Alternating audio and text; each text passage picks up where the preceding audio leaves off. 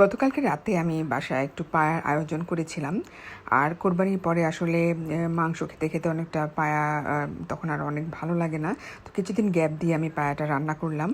আর পায়া রান্না করলে আসলে পায়ার সাথে অনেক কিছু লাগে না, তারপরেও একটু বাসায় গরুর মাংস রেডি ছিল, ওটাও নামিয়েছি।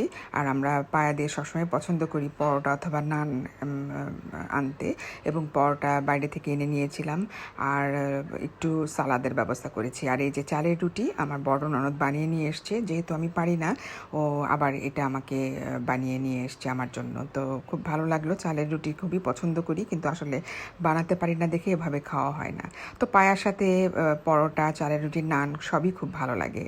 তো আমরা কয়েকজন খুব মজা করে খেলাম। গেস্ট ছিল আমার ননদ আর ননদের হাজবেন্ড, এছাড়া আমি বেশি আসলে কাউকে তেমন একটা বলিনি। আর আমরা নিজেরাই একটা ঘরোয়া পরিবেশে আজকালকের আয়োজনটা ছিল এইভাবে। ডিনারটা কিন্তু খুব মজাই ছিল।